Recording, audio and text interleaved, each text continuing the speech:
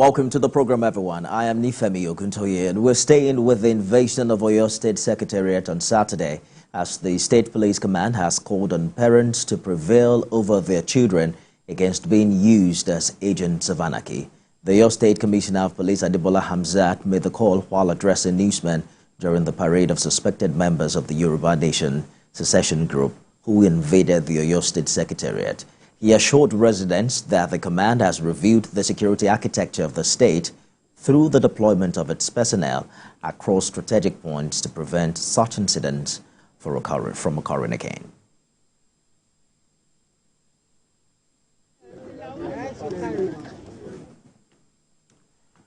Well, we'll bring you some more details about that, but I'm joined now by a special advisor to Oyo State Government on security advisor, on security matter, I beg your pardon, Fatai Owoseni. Mr. Owoseni, thank you for joining us on the program. We hear that the situation has now been brought under control, but what do you think happened on Saturday as a security expert with more knowledge on this matter? What happened is what everyone has seen. It's been on the news that some gang from nowhere, hoodlums, miscreants, who had put themselves together to come and, do something like a stunt, to come to the Secretariat under the claim that the warriors of Yoruba Nation, and because a proclamation had been made by their leader, Nadele, that a Yoruba nation had been proclaimed as another country outside Nigeria. And they came to say, okay, they want to come and hoist their flag and also establish their own structure within the Oyo State Secretariat. So that was what they did.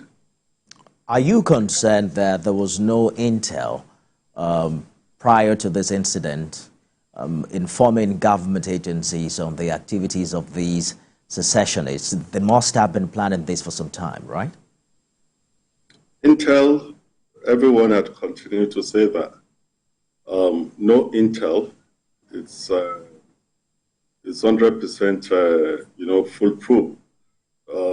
No matter the amount of intel you got, there's still maybe lapses.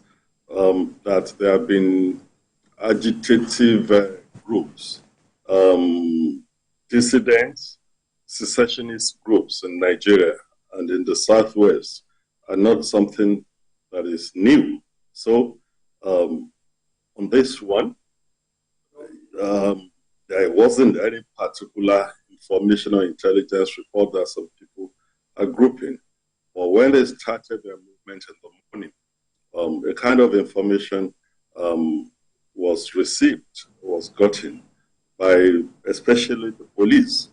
And of course, that probably explained the swift and immediate action that was taken to dislodge them. If there had not been like an information from where they had taken up till when they got to the Secretariat, it may be, it might have, there might have been a delay in the response. But this time around, because they were monitored from where they started, yes, questions have been asked. If they were monitored from where they started, how come they were able to enter the Secretariat? That can be explained in many ways. When they have been monitored, they were moving like every other group will move. There's a thin line between when you say you disrupt a movement that you won't know will turn to be something else. There's a thin line between it. And of course, sometimes, in criminal offense, they talk of mens rea and actus reus. Sometimes you probably want an action to be taken so that we have enough evidence. But the basic thing is that they met an immediate, security ready at alert to make sure that yes, they completed completing the action in order to get an evidence, hoisting the flag, because if you want to prove that in the court of law, you must also be able to demonstrate that, okay, they actually did the act's rules, which is the action. And of course, immediately they started dislodging them. So you have seen the video, and we've also seen those arrested paraded. As a former commissioner of police yourself, what's your assessment of how trained these individuals are, from the military point of view? If you look at, if you listen to the way they talk, I've likened them to some fellows who had been hoodwinked, who probably had, been on a kind of drug, some cheap stuff, drug and some kind of charms that must have been emboldened. It's like that kind of a movement you had when they talked of the Guyana tragedy, the thing, where some fellows will come and tell you to say, look, go and sell all your properties, bring your wives and your children to me, and it is salvation for you. So you would see the element of being hoodwinked by some people who are taking advantage of their joblessness. Even in the course of interrogation, there was an old man who said, look, I'm a bricklayer, and because we're not getting work to do, some people had said we should be coming to attend meeting. There is the silver lining coming. Once we are able to excise the Yoruba nation from Nigeria, all of you will be getting work regularly. You will make money. That is what we have in such situation. Seems like you're saying that these individuals have been brainwashed one way or the other. We also saw quite a number of them carrying charms. But this is not the first time this is happening in Ibadan. Last year, May, some agitators reportedly hijacked Radio Nigeria, Amuludu FM in Ibadan, for more than an hour before they were overpowered and arrested. And this is happening less than a year afterwards.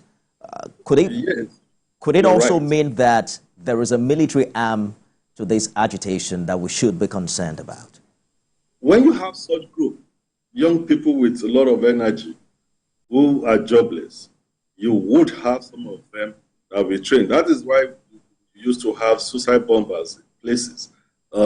They can tell them to do anything. Some of them don't even know how to use the weapon. Because in the course of them being dislodged, they were carrying pump action.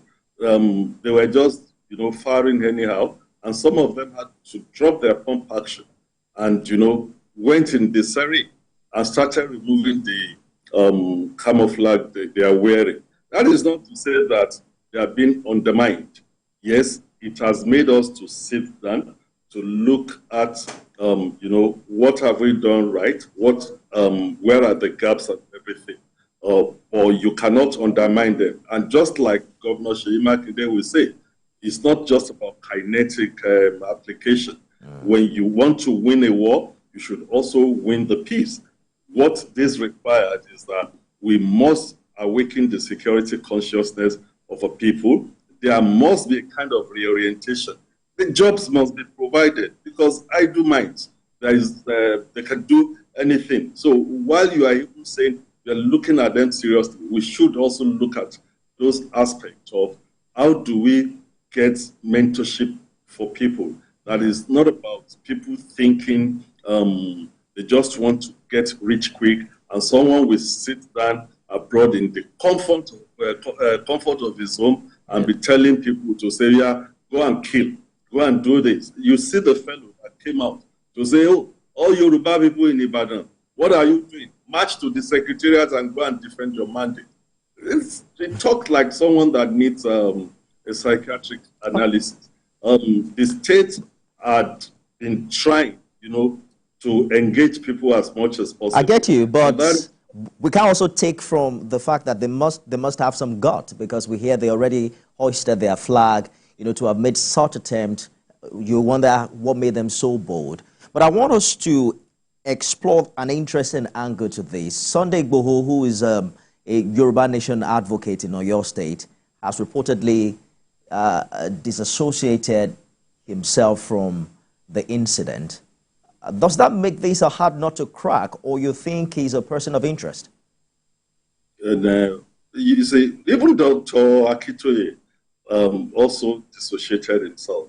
In situations that we find ourselves in Nigeria, where you have all sort of groups coming out, you will see some people will say they are Peace Corps, this will say that, and everyone is wearing sort of uniform. Even at religious houses, they are growing militia groups where you will see how religious leaders come, followed by different kind of people with different kind of uniform.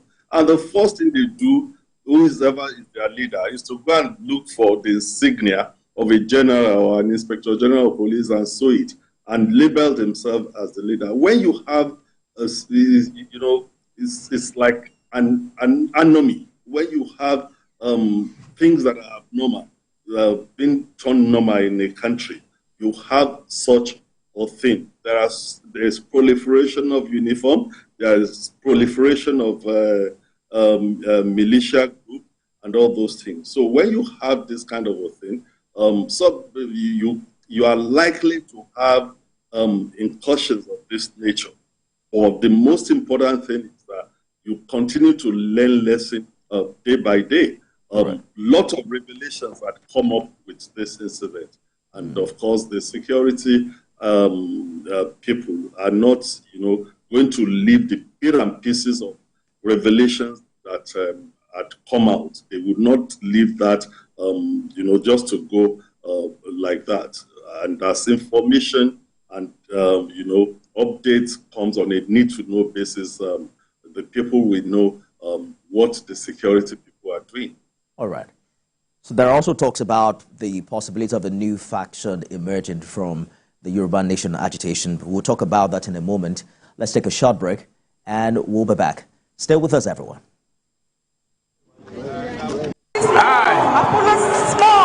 Bola Ahmed Tinubu, do solemnly swear. The invasion of the Oyo State Secretariat on Saturday is a new twist to the agitation for the Yoruba Nation, and perhaps the boldest of such attempts that we've recorded recently. I'm joined by Special Advisor to Oyo State Government on Security Matters, Fatai Owoseni. Thank you so much for staying the course on the program. You talked about Professor Akintoye earlier, who's former leader of Ilana Omo Oodua, who also have now alleged that another separatist leader by the name Abiola Onitiri was behind the incident that happened on Saturday. Does that name ring a bell with you? Do you think that this movement may have new factions with new leadership? It's an household name. The woman has been there, even right from the demise of late Basharon Abiola. She has made, spoken out at one occasion or the other, that as to the fear that we're having proliferation. That is the reality in this country. You can wake up tomorrow now and form a Fatai group of people to emancipate whatever. And, some of these people read the United Nations Convention upside down that make a charter or provisions for, the support for people to emancipate each other. So everyone wants to take advantage of such things. And in a country where we are still yet to, get our security architecture right, you are likely to have such a thing. So in addition to her video, there's another video of a young man who calls himself the acting president of the new nation.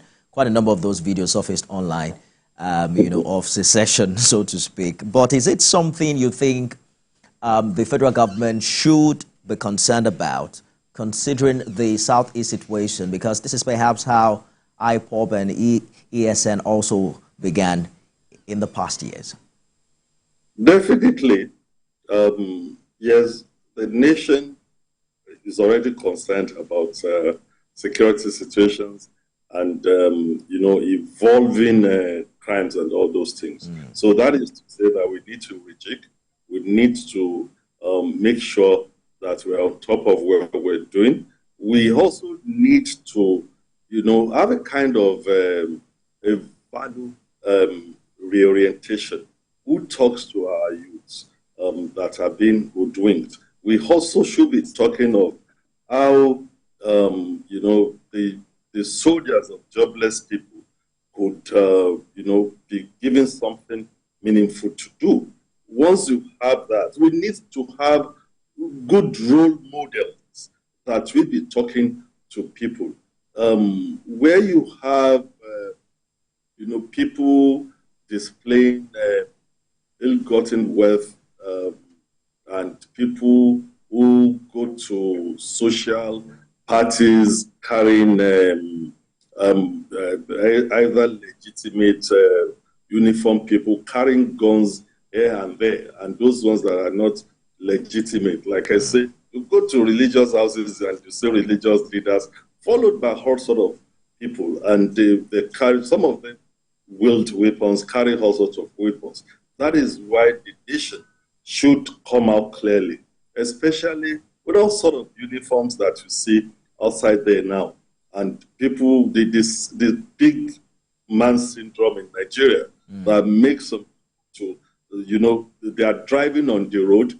If you are even going to somewhere on emergency, they will block you. You cannot pass them. And when you look at them, every gathered person now that has money, whether ill-gotten money or whatever, is driving his car and has a pickup with siren following him. They may not be even the normal security people. So they just put people in those pickups, wearing all sort of uniforms, wearing all sort of T-shirts, and brandishing some local weapons and all those things. And this is a call to action for a complete overhauling of who wears what uniform. There are laws. And of course, if laws are there and they are not enforced, some of these organizations, IPOB, OPC, and whatever, there are laws that prescribe all these organizations. And when they found out that the people that prescribe them are the people that are using them, so you see all other groups also coming up because there have not been consequences for all the laws that have been made. So you talked about the Oyo State Governor's approach on both kinetic and non-kinetic. At the height of the secession movement in Southeast, there were calls to, liaise with someone like Nnamdi Kanu, and what have you, to appease, the agitation, particularly the security implication of that agitation. What role do you see Sunday Igboho and people like Professor Akintoye play here? Arrest him or call them to talk about how they can influence this new movement? No, in this case, you just have some elements that are on cheap drugs. Like I said, hoodwinked, and they brought themselves out. The Southwest, if you've watched the security trend, the Southwest had been relatively calm. And they made a mistake that they started, they wanted to do this stunt in Ibadan, where you have a kind of system that works to an extent. So these are guys that that should be dealt with decisively, which they've done. That is why arrests have been made. A whole lot of work has been done between Saturday and today, where some of the cases, their cells have been, covered in order to route them out completely. But that is not to say that the state is not oblivious of the fact that as you're doing that, we should also be talking of how do we get, jobs for our people. And that is why the state has continued to invest heavily on agriculture. The governor will talk of the Fashola agriculture scheme, a lot of infrastructure that is making, companies, industries, real estate to open up in the state. So that is the approach the state has been using to make sure that, Listening